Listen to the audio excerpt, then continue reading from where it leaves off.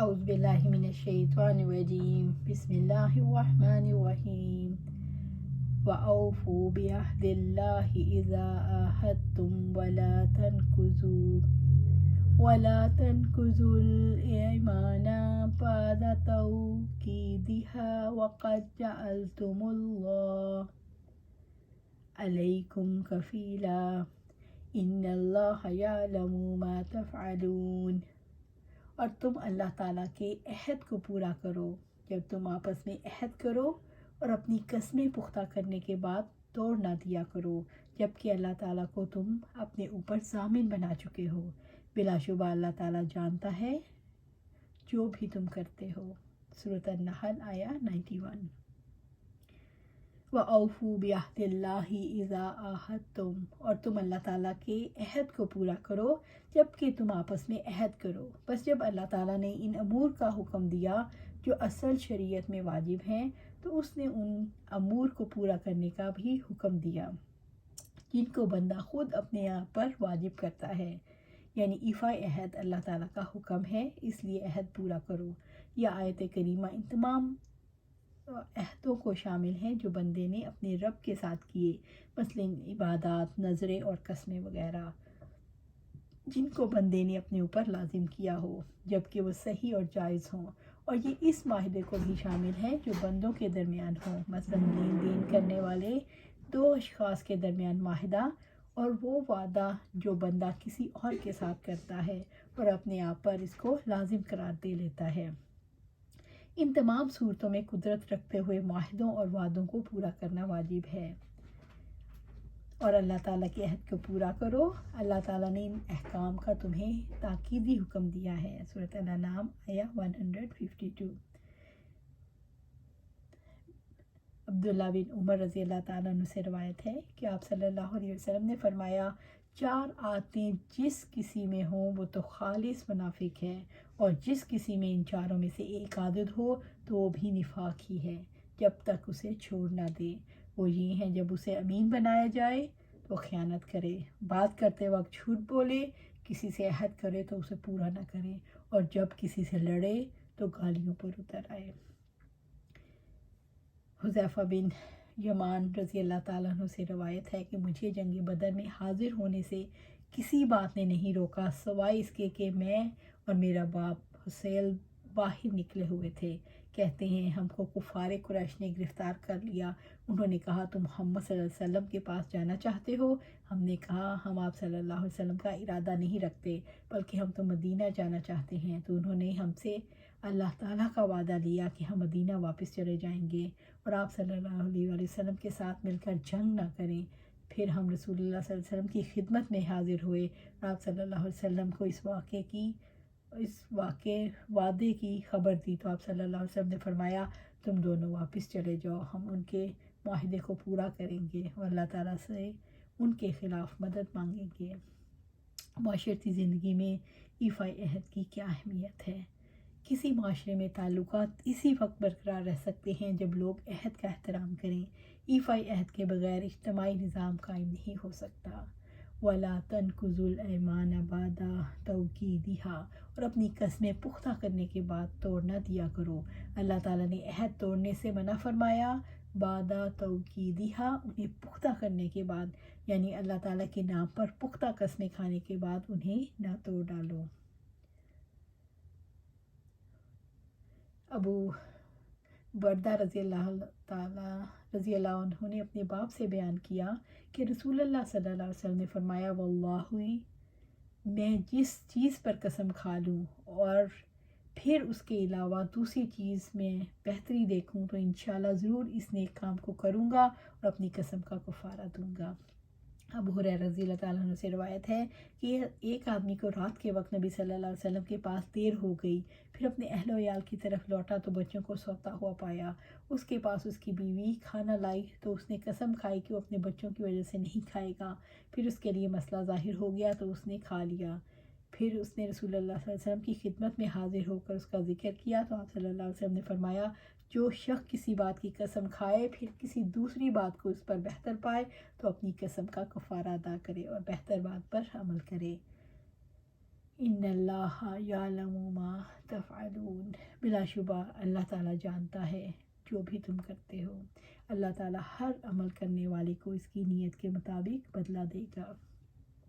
وَلَا تَكُونُوا كَالَّتِي نَقَضَتْ غَزْلَهَا مِن بَعْدِ قُوَّةٍ أَنْكَاثًا تَتَّخِذُونَ أَيْمَانَكُمْ دَخَلًا بَيْنَكُمْ أَن تَكُونَ أُمَّةٌ هِيَ أَرْبَىٰ مِنْ أُمَّةٍ إِنَّمَا يَبْلُوكُمُ اللَّهُ بِهِ وَلَا يُبَيِّنَنَّ لَكُمْ يَوْمَ الْقِيَامَةِ مَا كُنْتُمْ فِيهِ تَخْتَلِفُونَ۔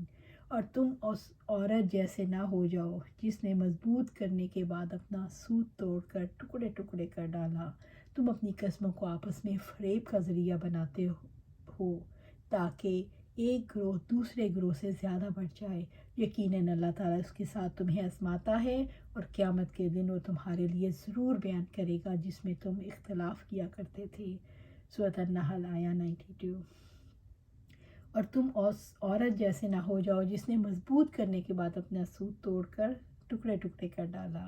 انکاسا ٹکڑے ٹکڑے، یہ ایک عورت کا ذکر ہے جس کا نام خرقہ تھا جو مکہ میں رہتی تھی۔ وہ دن بھر سوت کاٹتی پھر توڑ توڑ کر پھینک دیتی۔ ابو بکر حفص سے روایت ہے کہ سیدیہ اسد یہ دیوانی عورت تھی جو بالوں کو اور سوت کو جمع کرتی اور کاٹ کر پھر توڑ دیتی تھی۔ اس کے بارے میں اللہ تعالیٰ نے یہ آیت نازل فرمائی تو مکہ کی اس دیوانی عورت کی طرح مت بنو۔ اس مثال میں صرف اشارہ ہے عقل اور ہوش والے مرد اپنی قسمیں نہیں توڑتے، اور جو لوگ ایسا کرتے ہیں وہ احمق اور ناسمجھ عورتوں کے زمرے میں داخل ہو جاتے ہیں۔ جو شخص عہد توڑتا ہے دراصل اپنی رائے اور اپنا ارادہ بدلتا ہے۔ اس کی مثال اس کمزور عورت کی طرح ہے جو محنت کرتی ہے، بار بار سوت کاٹتی ہے لیکن ٹکڑے ٹکڑے کر دیتی ہے، یعنی ایک ایسا کام کرتی ہے جس کا اسے کوئی فائدہ نہیں ہوتا۔ تَتَّخِذُونَ أَيْمَانَكُمْ دَخَلًا بَيْنَكُمْ، تم اپنی قسموں کو آپس میں فریب کا ذریعہ بناتے ہو۔ دَخَلًا بَيْنَكُمْ، جو ناجائز ہو اس کو داخل کہتے ہو، جس میں دخل یعنی خیانت۔ عبداللہ بن عمر رضی اللہ تعالیٰ عنہ سے روایت ہے کہ آپ صلی اللہ علیہ وسلم نے فرمایا کبیرہ گناہ اللہ تعالیٰ کے ساتھ شرک کرنا، والدین کی نافرمانی کرنا، کسی کو کی ناحق جان لینا اور یمین غموس قصداً جھوٹی قسم کھانے کو کہتے ہیں، یعنی جھوٹی قسم کھانا۔ انما یبلوکم اللہ بہ، یقیناً اللہ تعالیٰ اس کے ساتھ تمہیں آزماتا ہے۔ یہ اللہ تعالیٰ کی طرف سے تمہاری آزمائش ہے۔ اللہ تعالیٰ جب امتحان میں ڈالتا ہے سچا اور وفادار انسان بد عہد کے مقابلے میں نکھر کر سامنے آ جاتا ہے۔ وَاللَّهُ يُبَيِّنَنَّ لَكُمْ يَوْمَ الْقِيَامَةِ مَا كُنْتُمْ فِيهِ تَخْتَلِفُونَ، اور قیامت کے دن وہ ضرور تمہارے لیے ان چیزوں کو بیان کرے گا جن میں تم اختلاف کرتے تھے۔ اور قیامت کے دن وہ ضرور تمہارے لیے ان چیزوں کو بیان کرے گا جن میں تم اختلاف کرتے تھے، تاکہ اللہ تعالیٰ قیامت کے دن تمہیں تمہارے اعمال کی خبر دے اور عہد توڑنے والوں کو رسوا کرے۔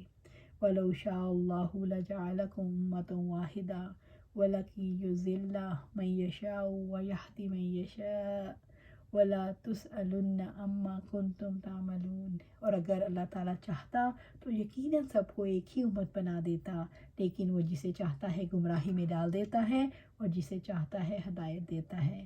تم سے ضرور اس کے بارے میں پوچھا جائے گا جو تم عمل کیا کرتے تھے۔ سورۃ النحل آیہ 93۔